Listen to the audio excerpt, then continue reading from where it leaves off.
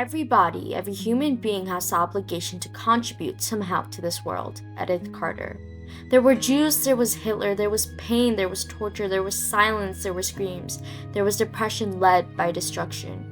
This is no story, there is no joy, this is the reality that the person will hide from. I will speak the truth today of what happened back in World War II with Hitler and his Third Reich. Do not fear from these drawings being shown, do not weep over these words being thrown, just listen and maybe you too will connect to this dark reality we will show. Turning back to the hands of time, the world blamed the inferior people who crippled the world with their ideologies. Perhaps those were only words, but for all I know, the Germans had blamed the 185,000 Jews who served World War I for their defeat, for the political and economic crisis which had occurred throughout the Depression. As Germany began to fall under the Weimar Republic, as the fear of communism and deprivation of the Depression began to spread like smoke through the sky, it was easier to listen to Nazis and their idea of anti-Semitism. I suppose our world doesn't need a specific cause to blame, one just needs to stand out against the crowd to be hated against. The belief of anti-Semitism dates back to the Middle Ages, 500 to 1400, where one can only feel the horrible prejudices against the Jews, as the cruel thoughts of early Christians only found blame on the Jews for the death of Jesus Christ. The lies began to fly from one year to another until they landed in early modern Europe, 1400 to 1800, causing European Christian leaders to isolate Jews from aspects of economic, social, and political life.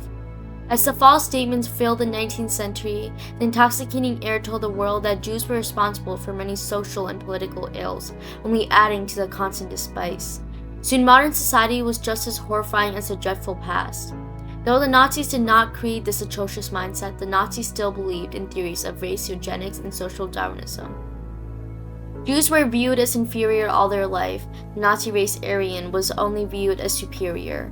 Jews were seen as the most dangerous of all, which caused many Christians and those who didn't practice Judaism to come after them all.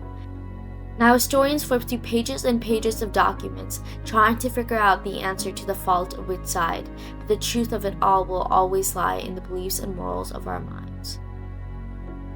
As the world of Jews burns in fire, dies of hunger, and yells in the thunder, what does the world do? They sit and laugh at the pain caused by propaganda. Going back to 1933, Hitler established the rich Ministry of Public Enlightenment and Propaganda, spreading the magic message. Perhaps in our cruel world, the word magic only meant the violence against Jews. Death is accepted and encouraged to the art of music, thoughts of books, and words on radios and educational materials. As the act of extreme anti-Semitism began to grow, like the spread of fire through the wind, Hitler and his Third Reich would depict Jews as inferior to the rest of society, shaming them as only a disgrace. Propaganda had only been the glow of light in this frightening time, but just as it came, the light began to fade, as propaganda also hid the most gruesome cases of mass murders away from the public eye. Before killing the innocents in gas chambers, they had been forced to write postcards of lies with words of being treated well and the great living conditions in the camps. As the letters began to fly with lies hiding their goodbyes, authorities used them to cover up the atrocious life of those being killed throughout the murder. The world began to fall and listen to all these causes. Now as I read, the agony of deep red blood, screams of torture, and laughter of the greater begin to fill the page. Propaganda played a key role in the Holocaust, making history be fooled once and historians rethink twice. Starting back in the 1920s, the Nazi Party would target the German youth for their words of propaganda. The Nazis had one wish. They wanted to influence and control all parts of German society through the Hitler Youth and League of German Girls. This is a topic of World War II. Therefore, I should tell you that starting from a young age, children were getting ready for war completely unforgettable. These children were being taught about the Nazi ideology, believing the rest of the world is an enemy one must stay away from. The Hitler Youth was made up of different sections for both boys and girls, the boys' branch being Hitler Youth, while the girls' were the League of German Girls. Starting in January of 1933, the Hitler Youth already had 100,000 Germans wanting to go to war. By the end of 1933, 2 million people wanted war, with 30% being from ages 10 to 18. With pressure to join the youth on top of all the enthusiasm and forceful persuasion, the membership would increase significantly within a year. By 1937, it was 5.4 million people, and by 1990, it grew to 7.2 million. However, Jews were not allowed to join these youth organizations, causing them to make their own in Germany by the 1930s. This was just the start before the Hitler Youth began to destroy our Earth. Let me ask you, the audience, a question. What is the first thing that comes to mind when asked about the Holocaust? Perhaps it is the crimson color of faded bodies. Some may think about the genocide against the Jews. Others probably thought about the atrocious concentration camps, which held torture, screams, experiments, and overall the dark reality of humankind. A gruesome reality that ended only 78 years ago. Going back to 1933, the Nazi regime gained power as Hitler became chancellor. A dark, twisted world began to rise with a series of incarceration sites for enemies of the state to die. The prisoners at the early concentration camps had been politicians, German communists, socialists, social democrats, and people accused of a social or socially deviant behavior. But after the Night of Broken Glass in November 1938, over 1,000 adult male Jews were arrested throughout the country, simply for being Jewish. Following this event, over 30,000 Germans were imprisoned in Dachau, Buchenwald, and Sachsenhausen concentration camps, until each could give evidence of their ability to immigrate from Germany. But the 44,000 concentration camps and other killing sites from 1933 to 1945 were far more ghastly than one's nightmare will take them. Camps such as Mauthausen, Sachsenhausen, Stutthof, Auschwitz, Ravensbrück, and Lublin-Majdanek had all installed gas chambers. The gas would kill prisoners who were too weak or sick for labor work. But before the use of gassing in the concentration camps, the exhausted and ill prisoners who were selected by camp physicians were murdered at euthanasia facilities from 1941 to 1943 in a secret program called 14F13. And in some camps, Nazi doctors used prisoners for their medical experiments. But the worst part of it all lies in the fact that there were many different types of concentration camps. Concentration camps by themselves were a place used mostly for Jews, as detention centers for civilians seen as enemies of the Reich. Forced labor camps were places filled with innocent souls seen as enemies of the world. The Nazi regime labored prisoners for economic gain and to grow out of labor shortages. The labored prisoners did not have proper clothing, nourishment, sleep, or materials. These camps were built after the German invasion of Poland in September 1939. Due to the lack of survival needs, thousands died. Transit camps were temporary holding places for Jews awaiting deportations. These camps were the last place before the Jews were deported to killing centers. The transit camps had been in the Westerbrooks in the Netherlands and Drancy in France. There was one center in particular that will make you question the morals of humankind: the killing centers. There were 5 killing centers for the mass murder of Jews. It was first introduced to Nazi Germany in the execution of Operation T4, the so-called euthanasia program. Disabled patients in German facilities were murdered in gas chambers using carbon monoxide gas. The killing centers were a crucial factor in the final solution, as these centers were created in German-occupied Poland, with the largest Jewish population. Killing centers had been primarily used for the assembly line-type mass murder of people after instant arrival to the site. In December 1941, Kalmar was created, where Jews and Roma were gas and mobile gas vans. In 1942, the Nazi created the Belzec, Sobibor, and Treblinka killing centers to systematically murder the Jews.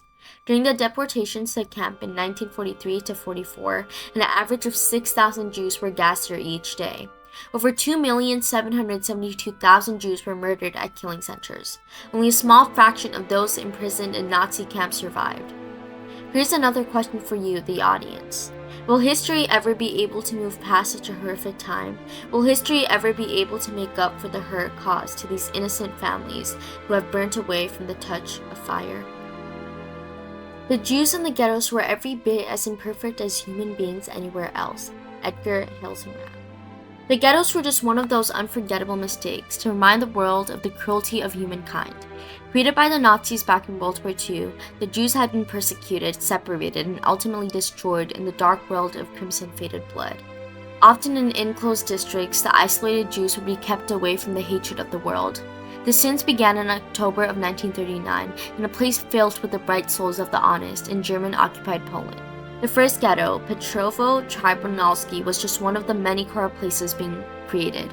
There were many major ghettos such as Lodz, Krakow, Bialystok, and Minsk. These were the places where many Jews with badges/armbands were being deported. Ghettos were filled with blood, sweat, and tears as each life was being devoted to labor work for the wicked German Reich. To make life more violent, these ghettos had very strict supervision by the Judenrat, Nazi-appointed Jewish councils. The German authorities would give harsh orders, including deporting Jews to killing centers. There had been Jewish police officials who would be killed on the spot if they failed to carry out orders. Unfortunately, like concentration camps, different ghettos would serve different purposes. The closed ghettos existed in the world of German-occupied Poland and the Soviet Union. These overpopulated, highly unsanitary ghettos would be closed by the rest of the world, through walls and fences with barbed wires. Due to the high mortality rate, these ghettos were closed. The open ghetto also existed in the world of German-occupied Poland, the Soviet Union, and Transnistria. However, these camps did not have walls or fences, but rather entering and leaving restrictions. The destruction of ghettos was not only in Poland and the Soviet Union, but also in Hungary. These ghettos would tightly seal off ghettos for 2 to 6 weeks before the Jews were shot or deported to killing centers. The eyes of Nazis believed that these ghettos could control the Jews from the powerful force of the German Reich, until a plan was formed to seize the Jewish population. Their eyes had failed to notice that these camps tested the morals of each humankind, who witnessed and yet did nothing to help. The decision which was soon made was the final solution, a plan to completely destroy the souls of the innocents. Jews would either be taken from ghettos to nearby mass graves to be shot dead or be deported to killing centers. A small percentage would be deported to forced labors or concentration camps by the German SS. However, Jews had their own confidential plans to survive. Jews would sneak past the walls of ghettos and plans to smuggle in food, medicine, weapons, or information. Many Jews and individual council members encouraged this, as it kept the residents alive. Yet the shameful act of Germany does not stop there. The largest ghetto uprising of the Warsaw Ghetto began in the spring of 1943. The ghettos, the tears, and the screams make any scholar stop and think, is there any hope for humankind after all these things? My life's dream has become a reality. I have seen the Jewish defense of the ghetto in all its strength and glory. Mordecai Arnwelks. The date was April 19, 1943, when the German troops entered the twisted world of Warsaw ghettos, plans of deporting all the unwanted souls of the world. This ghetto had an area of 1.3 square miles of torture, with 400,000 Jews suffering. In the words of history, we forget that the Jews were human after all. They had feelings and chose to resist the deportations and began an uprising. This is the start of the largest ghetto uprising in World War II Jews, the Warsaw Ghetto Uprising. Turning back the hands of time to October 1940, the Warsaw Ghetto was created by Germany. Beginning on July 22nd to the 12th of September 1942, the infamous operation had been carried out by German SS with the help from their auxiliaries to what is now called the Great Action. Perhaps the German Reich's definition of great meant the deportations of 265,000 Jews from the Warsaw Ghetto to Treblinka, a killing center, where over 35,000 were killed. Only about 70,000 to 80,000 would go on to survive, with traumatizing things which cannot be unseen. However, secrets can only be covered for that long before it spreads within the wind, warning others about this barbaric action. By the late summer of 1942, Jews knew this deportation would result in death. This led to the creation of the Jewish Combat Organization, ZOB, July 28, 1942. This armed self-defense unit consisted of 200 members, all fighting to stay alive in a world where they were seen as simply useless. The right-wing revisionist Zionist movement would create a second force called the Jewish Military Union, ZZW. Despite the tension between the two, they would work together to oppose the Germans' attempts on destroying the Warsaw ghettos. Over 500 fighters were in the ranks of the Jewish Combat Organization, while the Jewish Military Union had 250 fighters. Unfortunately, their efforts to establish contact with the Home Army, Polish military underground movement, were unsuccessful during the summer of 1942. The army at Krajowa supplied the Jews with pistols and explosives. Unaware of the Jews' brilliant plan to survive, the German SS would continue the mass deportations in January 1943, with plans of sending the remaining Jews and ghettos to labor camps. But a small group of Jewish fighters who had the weapons for AK had infiltrated a column of Jews being forced to the transfer point, Umschlagplatz.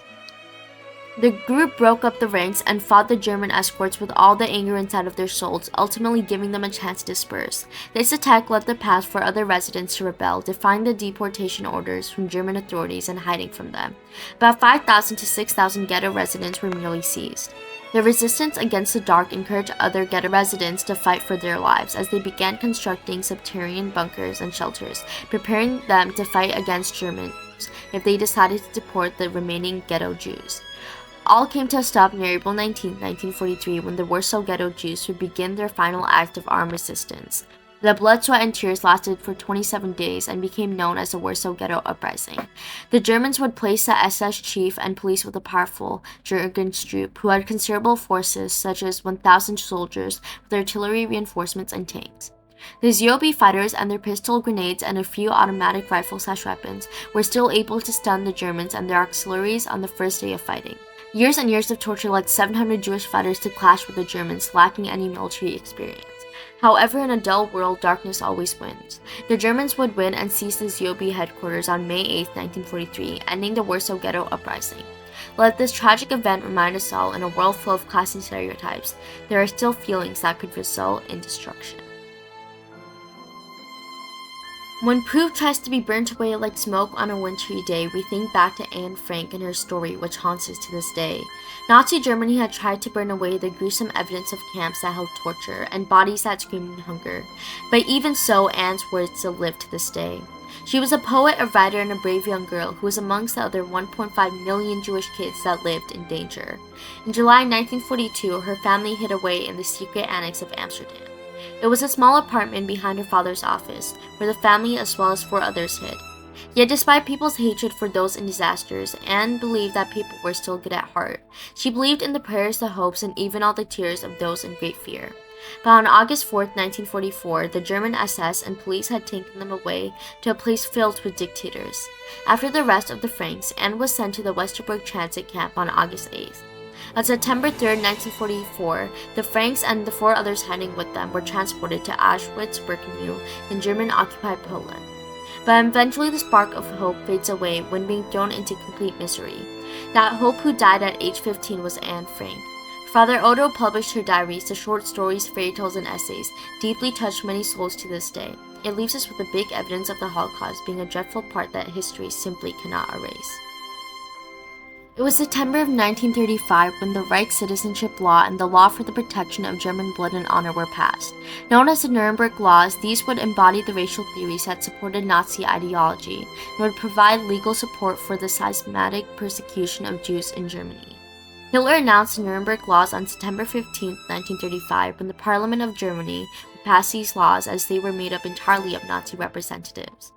The Jews during the Holocaust could not be easily identified as many had given up Judaism and devoted themselves to Christianity. However, the Reich Citizenship Law stated that those who were kindred true blood of the Germans would be considered true German citizens. Under the law, Jews would be subjects of Germany, not its citizens. But this legal definition would affect tens of thousands of people who had not considered themselves Jewish. The law would go on to take away the Jewish citizenships and basic rights/freedoms. The Law for the Protection of German Blood and Honor banned marriage between a Jew and a non-Jewish German. The Nuremberg Laws would set high anti-Semitic laws for the future and legally distinguish Germans from the Jews. The Nuremberg Laws are a historic example of how segregation will always continue. After the vicious World War II, the top German leaders were tried for the crimes of Nazi Germany, including the merciless Holocaust. The trials were held in the eyes of the International Military Tribunal in Nuremberg, Germany. The trial was led by judges from Allied powers, Great Britain, France, the Soviet Union, and the United States. The crimes charged were full of righteousness as they judged crimes against peace, humanity, and conspiracy to commit any of the foregoing crimes. Out of the 198 defendants who were tried, 161 were convicted and the other 37 were sentenced to death. Yet the defendants denied any responsibility as they were simply following the orders given by higher powers. Unfortunately, the evil which started the Holocaust and this atrocious war, Adolf Hitler, committed suicide in the final days of the war. The criminals who fled from Germany were also not tried in the Nuremberg trials. The good news seems to be in the fact that Adolf Eichmann, who was responsible for assisting the plan to carry out the deportations of millions of Jews, was investigated by a Holocaust survivor, Simon Wiesenthal. Eichmann was taken to trial, found guilty, and soon executed in 1962. Let this be a reminder that the truth will always be the light in the dark.